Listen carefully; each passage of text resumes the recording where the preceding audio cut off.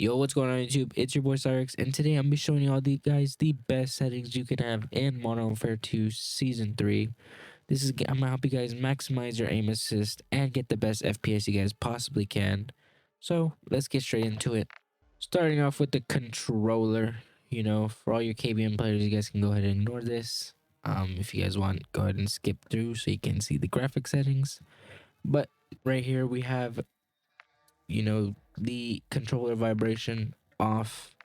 My horizontal and vertical stick sensitivity is at 6. I like to play at 6. It's not too fast, not too slow. Personal preference, again, this is all personal preference to the player. A lot of pro players do play it at a sense between no higher than 8, honestly, and 5. And then I like to run ADS sensitivity multiplier at 0.8. For everything else, I leave as is, but again, you guys can change this. It's up to you. My aim down sight behavior hold. This leave as is. Automatic tactical sprint on. If you guys aren't running this, I don't know what you're doing. You're breaking your fingers out here clicking that joystick. And also breaking your controller, so turn this on. Equipment behavior, hold. Double tap ADS for weapon mount. If you guys use this, I would recommend this. It's the easiest way to mount things. And then prioritize reload as well. Then in the advanced tab, for your aim assist type, you want to go ahead and have aim assist as set to default. If you're still using Black Ops, I would go ahead and change that to default, as they did nerf Black Ops and it's not as strong as it used to be. And then for the aim response curve type, you want to go ahead and set that to dynamic. I have my ADS sense multiplier to 0.85 here.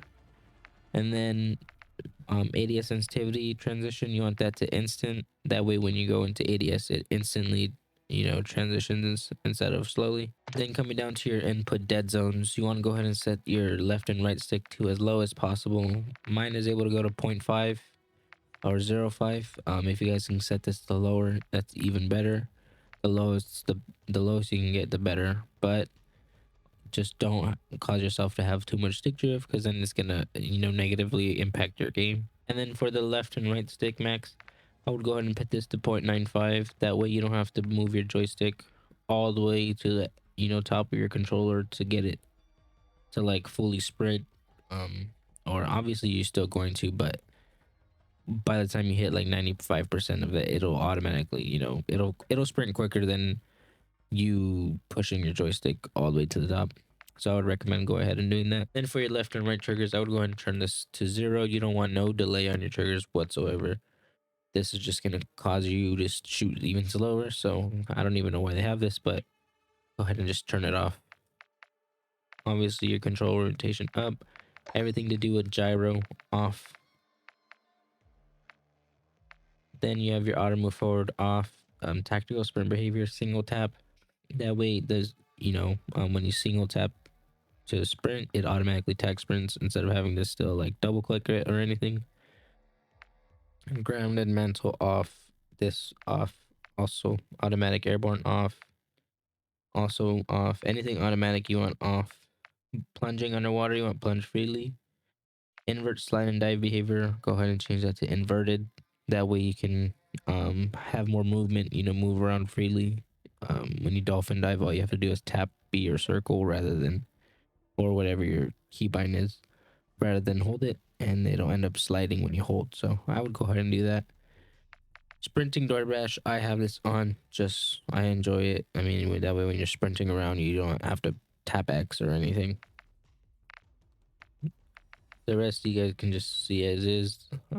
It's not too important, but if you guys want to see what I got, go ahead. Moving into your graphic settings, for your display mode, you want to go ahead and set this to exclusive.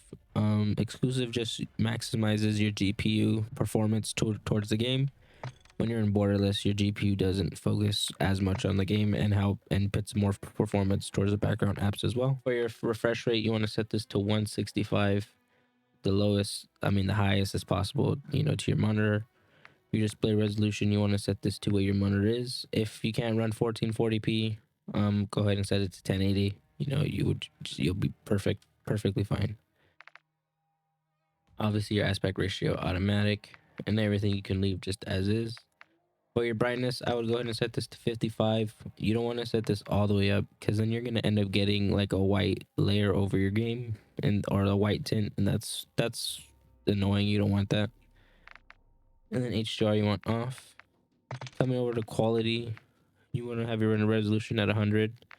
You can change this by turning this off. But once you have, as long as you have this set to 100, you want to go ahead and set this AMD FSR 2.1. It's better than 1.0 and the Fidelity FX cast. And then go ahead and set this to either ultra performance or select whenever you're choosing. I have mine at ultra performance just because I want to maximize the FPS I get. And then my video memory scale, I have this set to 90 just so that way Call of Duty can use as much of my GPU as it needs. It never uses anything past like 2000 or 3000, but just in case, Then for the textures, I have everything on low. As you can see, everything is low, short, low, on, medium. I'd have my shaders on quality on medium just because I enjoyed the shaders, especially in rank like on MSC. Shaders help you because of the sun, the sunlight, the shadows of the players, just you can see them when they're running around and stuff. So they kind of give away like where the enemy is. That's why I have my shader quality kind of high. Tessellation you want off. On-demand texture streaming off. Streaming quality low. Volumetric quality low. Everything off. And then water quality default. Shadow map very low. Off. As you can see, I just have everything low and off as well. And then you gotta remember that AMD FSR also upscales and makes the game look great, so you don't have to worry about it looking pretty ugly when AMD makes the game look pretty good. Also, that also works for NVIDIA graphics cards, so you NVIDIA users, I recommend using it. And then depth of field and all of these you want off. You don't want no weapon or world motion blur. You don't want no film grain that just makes your game look ugly. You don't want none of that, so turn it off. Then heading over to your view, you can actually go ahead and set it to 120. As previous in the past, you would lose aim assist around 105 to around anything past like 110. Well, that has changed now, so you can actually go ahead and change this to a maximum of 120, which is perfect. And now that way you can take advantage of max aim assist and the max field of view. And then my ADS, I like to have it on independent just because you want to have each of your zooms, each of your ADS points independent. Your weapon field of view, you want this to wide, as well as your vehicle field of view. And then your first person camera movement, you want this to default. And if you play third person as well, as put this to least. You don't want your camera shaking around. It's just gonna make your game terrible and make it hard to play. Coming over to the audio settings, I have mine at headphone, but that is because I have the EQ on. So if you guys are running EQ, I recommend doing so. And then I recommend turning the cinematic music volume all the way down. This is what that annoying new music volume in the game is. And then yeah, that's about it for the audio. And then coming over into the interface, I really do recommend turning off your crosshair.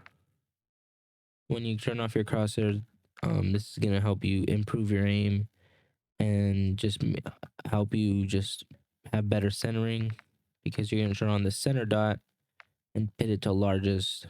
That way, or whatever you would prefer. That way, the center dot doesn't move; it stays in the center of your screen. And if your gun is on someone's head, that trust me, you're shooting where that dot is. So you definitely want this on. It does not move. It doesn't widen. It doesn't do anything. It just stays in the center of your screen. And you want to go ahead and turn off your crosshair. Also set your minimap to square. You get more visual of it, and it's better than the circle. So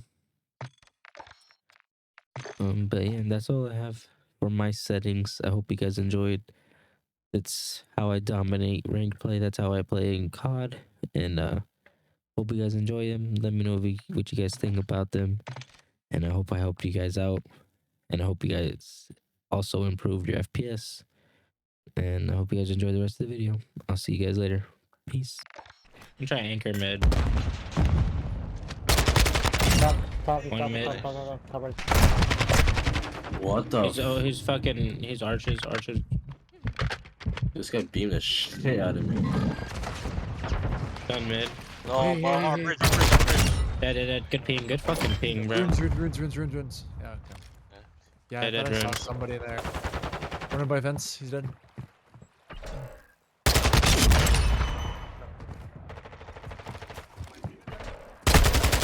Nice.